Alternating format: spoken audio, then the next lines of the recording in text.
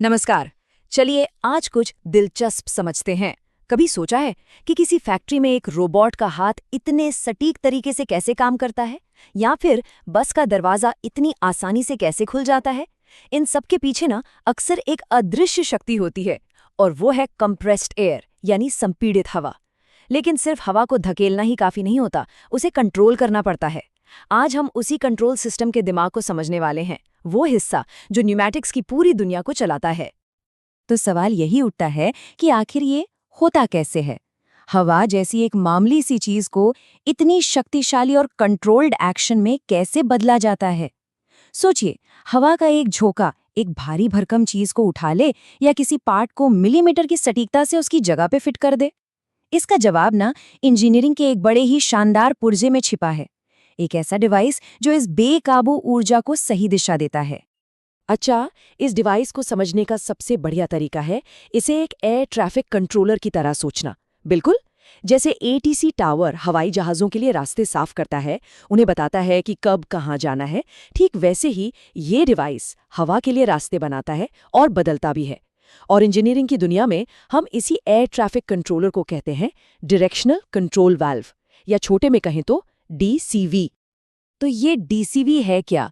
समझिए कि ये एक सेंट्रल हब है, किसी भी न्यूमेटिक सिस्टम का दिमाग। एक तरफ से कंप्रेसर से हवा इसके अंदर आती है और दूसरी तरफ से ये उस हवा को अलग-अलग जगहों पर भेजता है, जैसे किसी सिलेंडर को आगे धकेलने के लिए, या एक ग्रिपर को बंद करने के लिए, या फिर एक मोटर को घुमाने के लिए। इसका काम असल में सिर्फ 3 चीजें करना है, पर यही 3 चीजें सब कुछ मुमकिन बना देती हैं। हवा के फ्लो को चालू करना, उसे पूरी तरह से बंद करना, और सबसे जरूरी, हवा के फ्लो की दिशा बदलना। तो सवाल ये है कि ये डीसीवी काम कैसे करते हैं? अब देखिए, इनके अंदर की इंजीनियरिंग को समझने से पहले ना हमें इनकी भाषा समझनी होगी। जी हाँ, इनकी अपनी एक भाषा है। हर वॉल्व का एक खास नाम होता है जो उसके काम करने का पूरा तरीका बता देता है। सुनने में थोड़ा टेक्निकल लग सकता है, पर यकीन मानिए ये एक बहुत ही सिंपल सा कोड है। तो चलिए मिलकर इस कोड को क्रैक करते हैं। इस कोड का जो पहला शब्द है वो है पोर्ट्स। अब ये पोर्ट्स क्या हैं? बहुत आसान है। एक पोर्ट का मतलब है एक कनेक्शन पॉइंट। समझिए कि ये एक दरवाज़ा है जहां से हवा वॉल्व के अंदर आ सकती है या बाहर जा सकती है। हर दरवाजे का अपना एक खास काम है। जैसे एक दरवाज़ा हमेशा कंप्रेसर से आने वाली मेन एयर सप्लाई के लिए होता है। कुछ दरवाजे उस मशीन के हिस्से तक हवा भेजने के लिए होते हैं जिसे हमें चलाना है, और कुछ दरवाजे इस्तेमाल हो चुकी हवा को बाहर निकालने के लिए, जिसे हम एग्जॉस्ट कहते हैं। तो जितने ज्यादा पोर्ट्स मतलब वॉल्व, उतने ज्यादा कनेक्शन संभाल सकता है। और कोड का दूसरा शब्द है पोजीशंस। अब अगर पोर्ट्स दरवाजे हैं तो पोजीशंस क्या है? पोजीशंस हैं उन दरवाजों को जोड़ने वाले अंदरूनी रास्ते, या कह लीजिए गलियारे।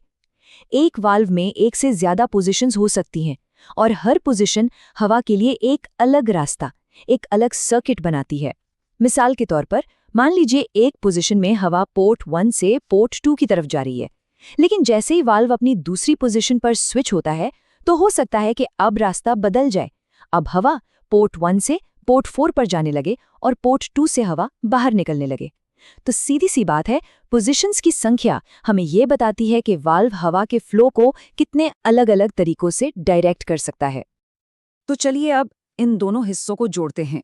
वाल्व का नाम हमेशा x/y के फॉर्मेट में लिखा जाता है। यहाँ x का मतलब है पोर्ट्स की संख्या और y का मतलब है पोजीशंस की संख्या। बस, तो अगर कहीं लिखा है 5/2 वाल्व, तो इसका सीधा सा मतलब क्या हुआ?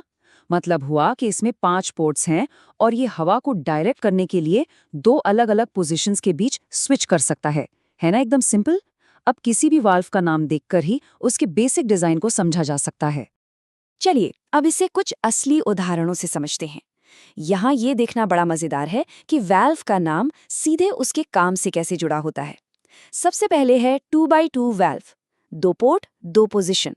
ये एक सिंपल ऑन ऑफ स्विच जैसा है, या तो हवा जाएगी या नहीं जाएगी। अब देखिए 3x2 वाल्व को। इसमें 3 पोर्ट हैं, एक हवा के इनपुट के लिए, एक आउटपुट के लिए जो किसी सिलेंडर में जाएगी, और एक एग्जॉस्ट के लिए। ये सिंगल एक्टिंग सिलेंडर के लिए परफेक्ट है, मतलब वो सिलेंडर जिसे आगे धकेलने के लिए हवा चाहिए और फिर एक स्प्रिंग उसे वापस खींच लेता है। लेकिन सबसे कॉमन वाल्वों में से एक है 5/2 वाल्व। ये डबल एक्टिंग सिलेंडर को कंट्रोल करता है, मतलब जिसे आगे जाने और पीछे आने दोनों के लिए हवा चाहिए। इसके 5 पोर्ट्स इस काम को बड़े अच्छे से करते हैं।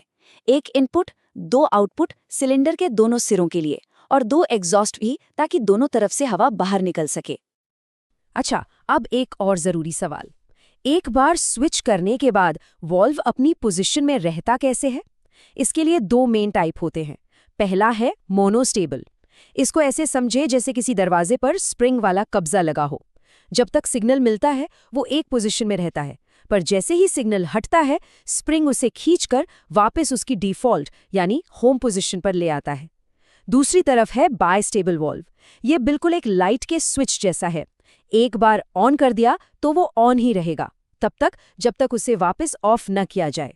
इसके पास एक तरह की मेमोरी होती है। इसे अपनी पोजीशन में बने रहने के लिए लगातार सिग्नल की जरूरत नहीं होती, बस एक पल का सिग्नल ही काफी है।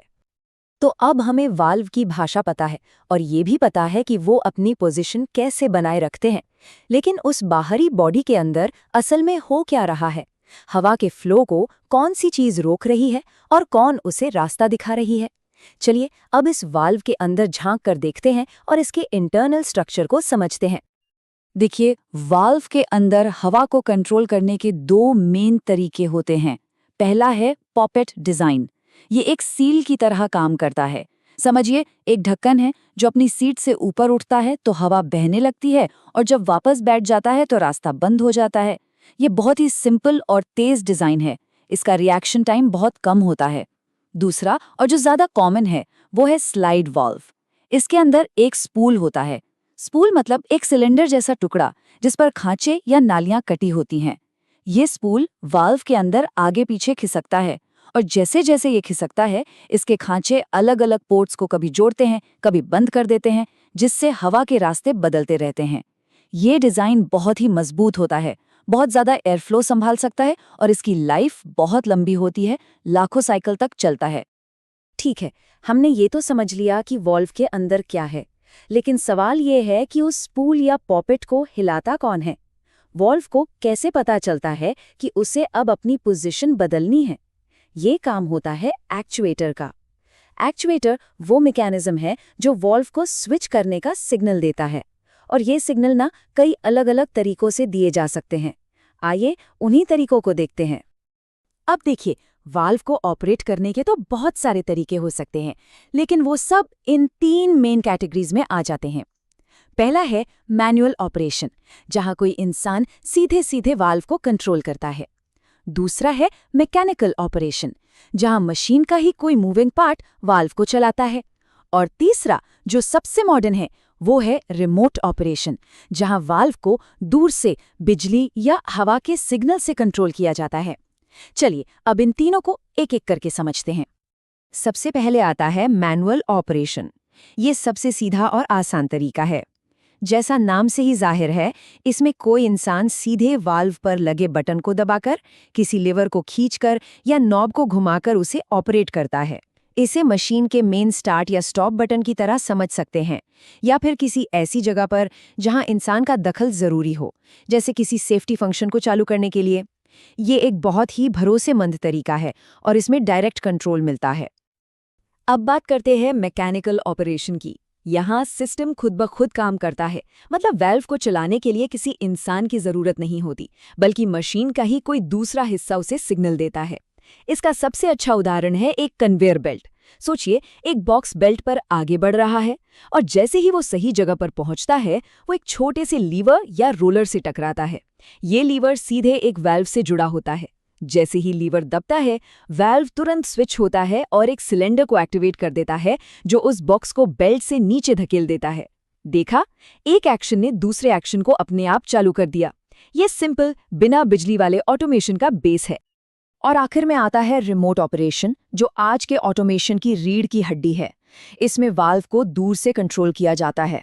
इसके भी 2 मेन तरीके हैं। पहला है पायलट सिग्नल।